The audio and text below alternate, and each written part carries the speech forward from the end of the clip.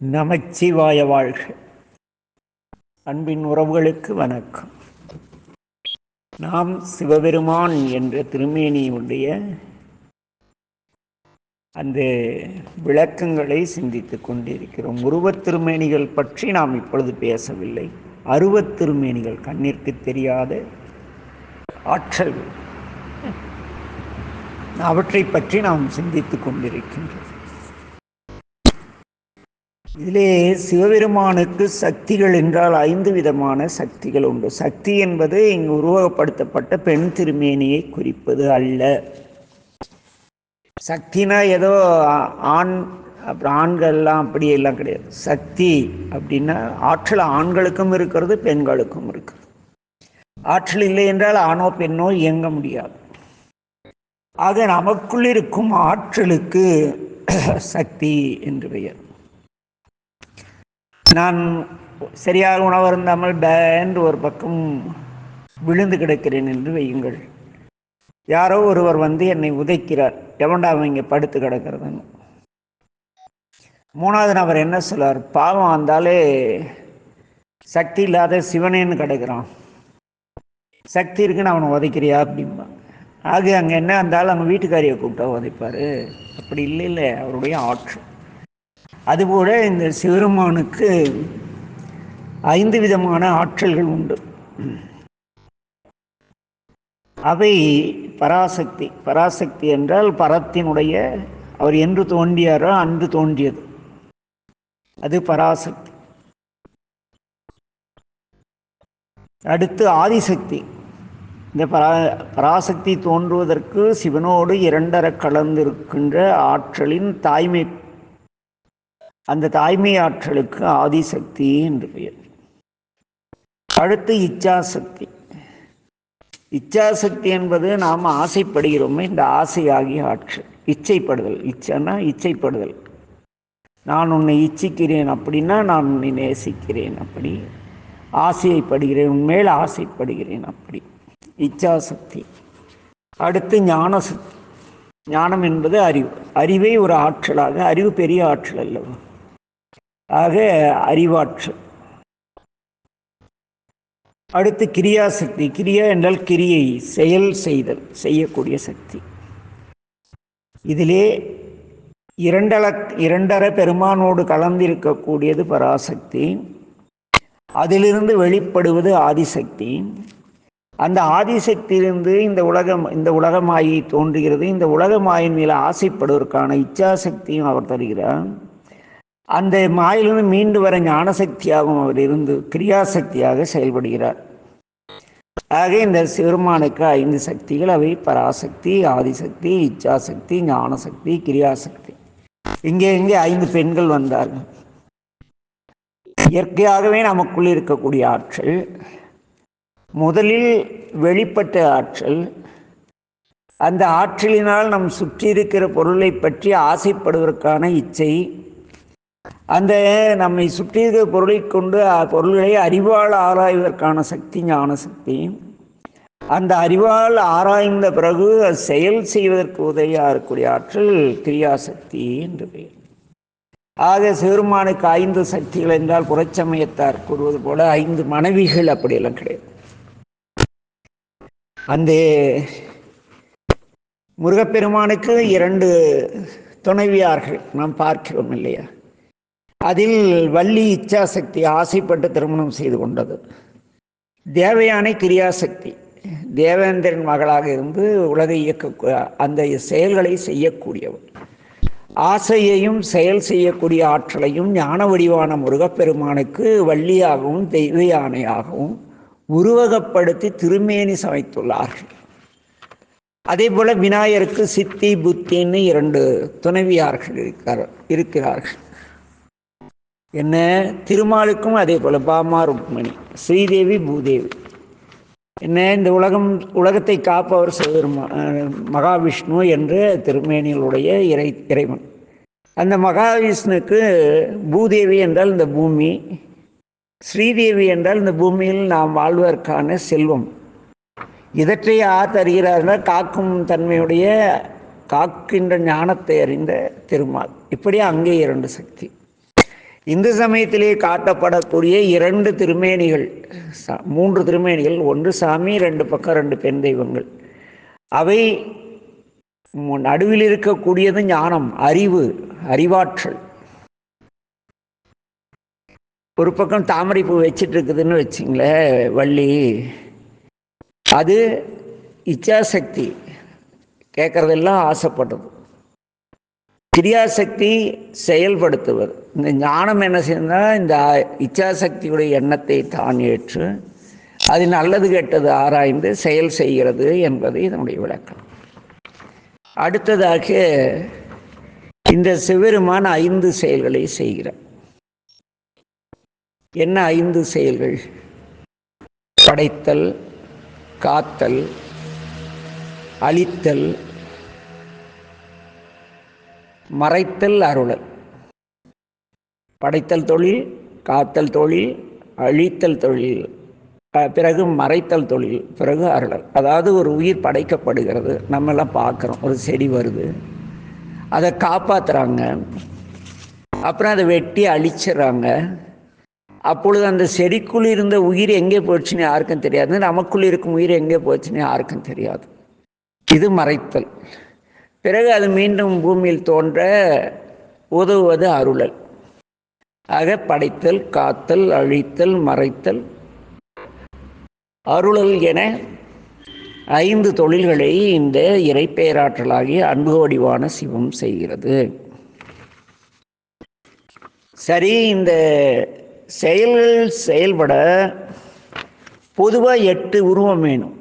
என்ன? இந்த படைத்தல், காத்தல், அழித்தல், மறைத்தல், இதையெல்லாம் நாம் செய்ய வேண்டுமானால் எல்லாருக்கும் பொதுவாக 8 இருக்கணும். அந்த 8ம் இறைவனுடைய பொது வடிவங்கள். அது பாகுபாடு கிடையாது. யார் வேணாலும் எடுத்துக்கலாம், யார் வேணாலும் நடக்கலாம், யார் வேணாலும் தூங்கலாம், யார் வேணாலும் எங்கே வேணாலும். இது எதுன்னா இதை சிறுமானி. ஏன்னா இவையெல்லாம் அன்பினால் நம்மை ஏற்றுக்கொள்கின்றன. முதலில் நிலம், நாம் வாழ இடம் தருகிறது அல்லவா, இது முதலாவது பொது வடிவம். 2வது நீர், மழை பொழிந்தால் எல்லாருக்கும் பாகுபாடு இல்லாமல் தண்ணீராக குழு குழு குழுன்னு மழை பொழியுது இல்லை, நீர். 3வது தீ. தீ நாம் வாழ்வதற்கான வெம்மையை சதா சர்வகாலம் நம் உடலிலும் புறத்திலும் கொண்டிருக்கிறது, இது தீ. அடுத்தது காற்று. இதுக்கு உயிர்காற்றுன்னு பேர், பிராணன். என்ன? ஆக்சிஜன் இருக்கு இல்லையா, ஆக்சிஜன் இல்லைன்னா ஒன்றும் இல்லை, அதனால இதுக்கு உயிர்காற்று அப்படின்னு பேர். அதுக்கடுத்து விசும்பு, என்ன? ஆகாயம். நம்மளாம் இவ்வளோ பேசிகிட்டே இருக்கோம் இல்லையா, அது எங்கே போய் மறைஞ்சது? நான் பேசி முடிச்சதும் அது மறைஞ்சிருது. இது எங்கே போய் மறையுது? ஆகாயத்தில் மறையுது அப்படின்னு இந்த வேதம் சொல்லும். அது எப்படியா நாம் பேசுறது ஆகாயத்தில் மறையுதுன்னா அதை திருப்பி கேட்க முடியுமா? அங்கே யாரோ கேட்டுட்ருக்காங்க. எப்படி செல்ஃபோனில் நம்ம பதிவு பண்ணி மேட்ரோவில் நான் அனுப்புனா இந்த லிங்கில் இருக்கிற எல்லாம் கேட்குற மாதிரி நம்மளை இந்த பிரபஞ்சத்தை அனுப்பின ஒரு பேராற்றல் அங்கே உட்காந்துட்டு நம்ம பேசுகிற டயலாக்ஸ் எல்லாம் உள்வாங்கி ரெக்கார்ட் பண்ணிகிட்ருக்கு. இந்த செல்வல்லைன்னா இதெல்லாம் தெரியாதுல்ல, நம்ப மாட்டாங்கல்ல. அப்போ நம்பினாங்க, ஆனால் இப்போ நம்ம நம்ப மாட்டேங்க. பேசுகிற எல்லாம் அப்படியே எங்கேயோ போய் மறையாத இருந்தால் எல்லாரும் பேசுனா எதிரொலி வந்துகிட்டே இருக்கும் இல்லையா. பேசுகிற எல்லா வார்த்தையும் காற்றில் எங்கேயோ கலக்காமல் அப்படியே எங்கேயோ ஏதோ ஒன்று உள்வாங்கலைன்னா அவன் பைத்தியக்காரனை தெரிஞ்சிட்டு போய் யார் பேசுறது யாருக்குன்னு எங்கே என்ன ஒன்றுமே தெரியாது. இதையெல்லாம் உள்வாங்கக்கூடிய ஆற்றல் விசும்பு, ஆகாயம் அதற்கு இருக்கிறது. அதற்கு அடுத்து நிலா, எல்லாருக்கும் பொதுவான நிலா. எல்லா நாட்டிலும் நிலவு குளுமைதான் தருகிறது. 15 நாள் கொஞ்சம் கொஞ்சமாக இருட்டாயிடுது, 15 நாள் கொஞ்சம் கொஞ்சமாக வெளிச்சாய் பௌர்ணமிங்குது. எல்லா நாட்டிலையும் எப்படி. ஆக இந்த நிலா பொது வடிவம். அடுத்து சூரியன், பகலோன். பகலுக்கு அதிபதி பகலோன் சூரியன். காலையில் 6 மணி to 6:30 வந்தாரா, சாயங்காலம் 6 to 6 புறப்பட்ட நேரத்துக்கு 12 hours கழித்து காணாமல் போயிடுறார். அடுத்த கண்டத்துக்கு போயிடுறாரு. அவ்வளோ பூமியின் பிற்பகுதிக்கு பின்னால் இருக்கிற பகுதிக்கு போயிடுறார். இப்படியே அவர் சுற்றிட்டே இருக்கார் பகலோன். அடுத்து புலனாயம் ஐந்தன்.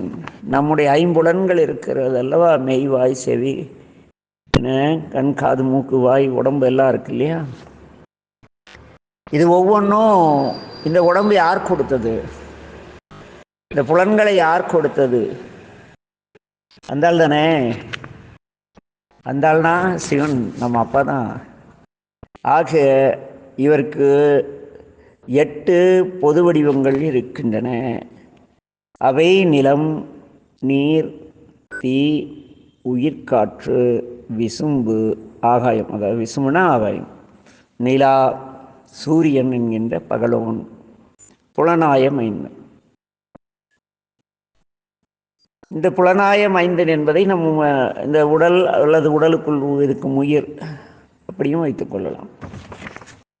சரி, இந்த சிறுமானுக்கு நம்ம கோயில் போவோம். கோயில் போயிட்டு சிறுமானை பிடிச்ச 8 மலர்கள் அப்படி சொல்லி வில்வம் தலையில் வந்துடும், அது வேணாம். மல்லிகை, சண்பகம், முல்லை, ரோஜா, என்ன அப்புறம் யோசிச்சு சம்பங்கி, அப்புறம் யோசிச்சு என்ன செவ்வரளி, இப்படி யோசிச்சு 8 மலர்களை சொல்லுவோம். இது சிவருமானுக்கு பிடித்த 8 மலர்கள். இதை கொண்டு நம்ம அர்ச்சனை பண்ணால் சாமி நம்ம எத்தனை தப்பு தண்டா செஞ்சாலும், ஊரையே ஏமாற்றி லஞ்சம் வாங்கி கொள்ளையடித்தாலும், மருத்துவராக இருந்துக்கிட்டு நோயாளியுடைய ஆயுளை காப்பாற்றுறதுக்காக சொத்தை முடித்தாலும் இந்த சிவருமான் மன்னிச்சிருவார். இல்லை,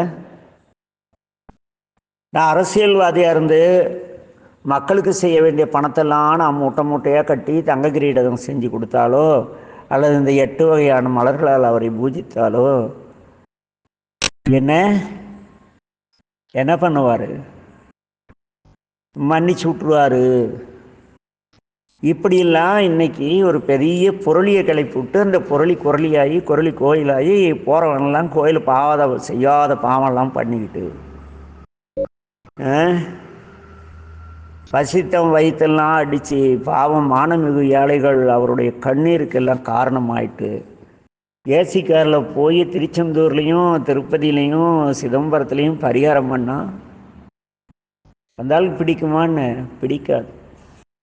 ஏன் பிடிக்காதுன்னா, சிவனுக்கு பிடித்த 8 பெரிய குணங்கள் ஒவ்வொருவருக்கும் வேண்டும் அப்படின்னு வேதம் சொல்லுது. அது என்ன, பெருமானுக்கு பிடித்த 8 குணங்கள்? அந்த 8 குணங்கள் உங்களுக்கு இருக்குமா? இந்த உலகத்தில் இருக்கிற எல்லாருக்கும் உங்களை பிடிக்கும். என்ன, அப்படி ஒரு 8 குணம் இருக்கு. அதில் முதல் குணம் என்னன்னா, சிவருமானுக்கு பிடித்த என் பெரும் குணத்தில் முதலாவது கொல்லாமை. அவருக்கு பிற உயிர்களை கத்தி எடுத்து குத்தி கொலை பண்ணாலும் பிடிக்காது.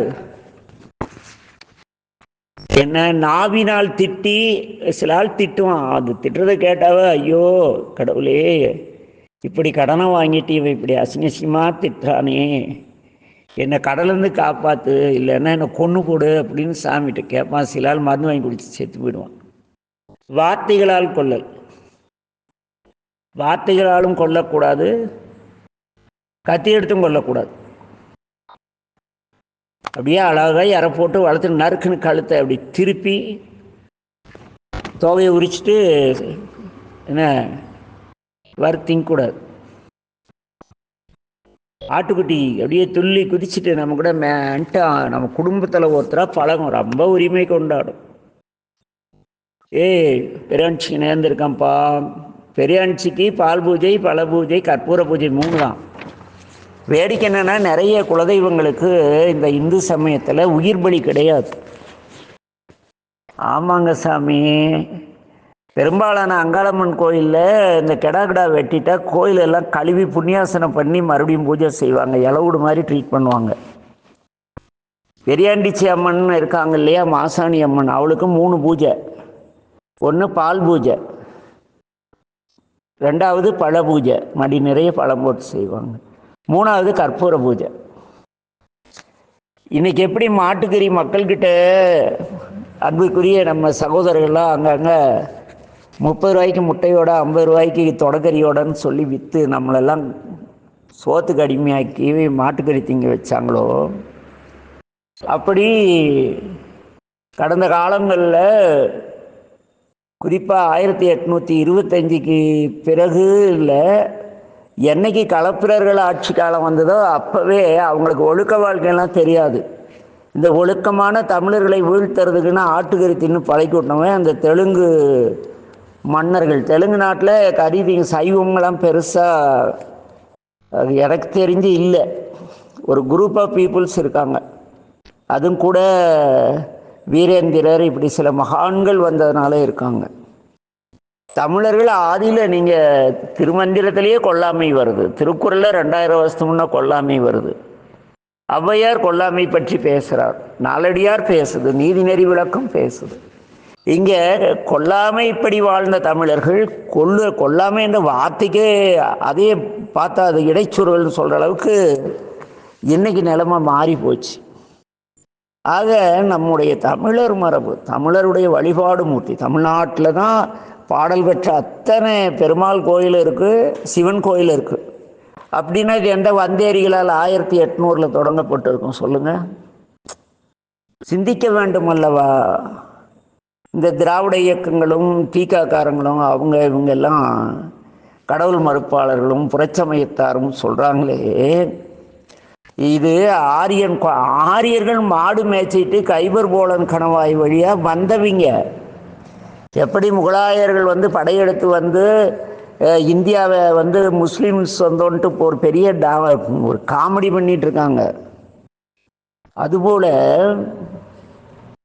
இந்த ஆரியர்கள் ஒழுக்க வாழ்க்கை வாழ்ந்தது கிடையாது. ஆடு மாடு மேய்ச்சிட்டு நாடோடிகளாக திரிந்த வரலாறு அப்படித்தான் பேசுது. ஆனால் இந்த திராவிட தந்தையாரெல்லாம் என்ன பண்ணிட்டார்னா, யார் தந்தையார்? அது ஒரு ஆள் இருக்கார், தமிழரே கிடையாது, தமிழ் காட்டு மிராண்டி பாஷை. ஏன்னா இங்கே தானே திருக்குறள் அதெல்லாம் இருக்குது. இந்த சொரணகட்ட தமிழர்கள் அவருடைய ஃபாலோவர்ஸ் இருக்கானுங்க. ஏன்னா 70 வயசில் கூட ஒரு பிள்ளையை கல்யாணம் பண்ணிக்கலாம் அப்படின்னு கற்றுக் கொடுத்தார். தமிழ் மொழியே இருக்கக்கூடாது, தமிழுக்கு எதுக்கு மொழி, ஆங்கிலத்தில் எழுதிக்கணும்னு சொன்னார். இன்றைக்கி அந்த நிலைக்கு தமிழ்நாட்டில் நிறைய குழந்தைகள் தமிழ் எழுத தெரியாது. தமிழ் படிக்க தெரிஞ்சால் தானே இதெல்லாம் படிப்பாங்க. இங்கே போயிட்டோம், சப்ஜெக்டை விட்டு இருக்கட்டும். தெரிஞ்சுக்கணும் இல்லை நம்ம எவ்வளோ வீழ்த்தப்பட்டிருக்கோம் ஒழுக்கத்தால்னு. என்ன இதெல்லாம் திருமந்திரத்திலேருந்து அடியன் எடுத்தது. திருமந்திரம் கிமு 6ஆம் நூற்றாண்டு. இன்றைக்கி 8000 வருஷத்துக்கு முன்னே திருமந்திரம் பேசப்பட்டு இருக்கிறது. 2000 வருஷத்துக்கு முன்னே திருவள்ளுவர் பேசியிருக்கார். எந்த ஆரியன் வந்தான், பூரியன் வந்தான்? நம்ம நமக்கு சுயறிவே கிடையாது இந்த தமிழர்களுக்கு. ஆக இங்கே என்னன்னா இந்த கொல்லாமை. நான் இப்போ வார்த்தையால் கொல்லக்கூடாதுன்னு நானே கொல்றேன் பாருங்க. உங்கள் அறியாமைக்கு ஆட்கள் எல்லாம் கிடையாது. சொக்கர் சொல்றதுனால நீங்கள் திருந்தலாம், கேட்பவர்கள் அந்நிலையில் இருந்தால் உங்களை திருத்தி கொள்ளலாமே என்று தற்கொலையெல்லாம் பண்ணிக்கிற அளவுக்கு நான் பேசலை. என்ன ஆக இங்கே கொல்லாமை ஆற்றின அறம்பர செய்யாமை நன்று 10 குறள் வச்சிருக்கார் திருவள்ளுவர் எங்கள் தாத்தா. ஆனால் திருவள்ளுவர் சொன்ன கொல்லாமை கடைபிடிக்காத எப்படா புரட்டாசி கிளம்ப முடியும்னு போய் ஒரு கூட்டமே போய் ஒட்டுமொத்தமாக 1 மாதத்து ஆடையும் திங்குது. இதில் வேடிக்கை என்னென்னா, நம்ம தீட்சை வாங்கின இன்னைக்கு இந்த தீட்சை வியாபாரிகள் தீட்சை விற்கிறாங்கல்ல, அந்த தீட்சை வியாபாரிட்ட தீட்சை வாங்கினவங்கெல்லாம் நாங்கள் செய்வோம், எங்கள் வீட்டில எல்லாம் சாப்பிடுவாங்க. ஏன்னா உன் வீட்டையே மாற்ற முடியாது, நீ எங்கள் ஊரை மாற்ற போகிற கேட்பார் கிடையாது. ஆக இந்த சிவருமானுக்கு பிடித்த 8 குணங்களில் தலையாயது கொல்லாமை. அடுத்தது 5 அடங்கள். இந்த 5 புலன்களால் நமக்கு ஏற்படக்கூடிய தேவையில்லாத செயல்களை ஏற்றுக்கொள்ளாமல் அடங்குதலுக்கு 5 அடங்கள்னு பேர். ஆக இந்த 5 அடங்கள்: கண் நல்லதை பார்க்க வேண்டும், கெட்டதை பார்த்தால் கண்ணை மூடிக்கொள்ள வேண்டும். காது நல்லதை கேட்டால் என்ன செய்யணும்? கெட்டது கேட்டால் காதை மூடிக்கும். மூக்கு துர்வாசனை வந்தால் அதே மூடிக்குது. வாய் நல்ல வார்த்தைகளை பேச வேண்டும், தீய வார்த்தைகளை பேசக்கூடாது. உடல் நல்ல செயல்களை செய்ய வேண்டும், தீய செயல்களை செய்யக்கூடாது. இந்த தீய செயல்களை செய்யாதிருத்தலுக்கு அடங்கல்னு வேறு 5 அடங்கல். தீய செயல்களிலிருந்து உங்களை விலக்கி இந்த 5 புலன்களையும் காத்து கொள்வதற்கு 5 அடங்கல்னு பேர். இதில் ஆச்சரியமான ஒரு இது, சமீபத்தில் விவிலியம் படித்தேன். எனக்கு ஒரு அம்மா பவானியில் கூடுதுறையில் கோயில் வாசப்படியில் இருந்த ஒரு பிச்சைக்கார அம்மா ஒரு 40 புத்தகம் கொடுத்தது. அதில் திருக்குரான், பைபிள், இந்த புத்த நூல், சமண நூல்லாம் இருந்துச்சு. பெரிய புராணம் இருந்தது, சிவசரம் சுபக்கம் பரபக்கம் இருந்தது, சித்தர் ஞான கோவையெல்லாம் இருந்தது. இதெல்லாம் படிடா ஒரு உண்மை தெரியுங்க. அதை படித்தா இந்த இயேசு இந்த 5 இடங்களை சொல்கிறாரு. உன் கண் உனக்கு இடல் உண்டாக்கினால் உன் கண்ணை பிடுங்கி போடு. எங்க சித்தாந்தம்? உன் செவி உனக்கு இடல் உண்டாக்கினால் உன் செவியை பிடுங்கி போடு. காதுங்களை, செவிங்கிறது சித்தாந்தத்தில் இருக்கிற வார்த்தை, நல்லா ஞாபகம் வச்சுங்க. இப்படி 5 புலனுக்கும் சொல்லுவார். பைபிளில் இருக்கு சாமி, அவங்க கடைபிடிக்கிறாங்களே இல்லையா, அதில் இருக்கு. இங்கே இருக்கிறது தான் அங்கேயும் இருக்கு. ஆக 5 அடங்கல். அடுத்து பொறுமை. இன்னும் எத்தனை இருக்கு? இன்னும் இப்போ 3 தான் சொல்லியிருக்கோம், 2 சொல்லியிருக்கோம். மீதி சொல்கிறதுக்கு சூழல் 21 நிமிஷம் ஆயிடுச்சு. என்ன, இதெல்லாம் மருந்து போன்றது, அளவோடு தான் கொடுக்கணும். நாளைக்கு சிந்திப்போம். நமச்சிவாய வாழ்க, எல்லா உயிர்களும் இன்புற்று வாழ்க. திருச்சிற்றம்பலம்.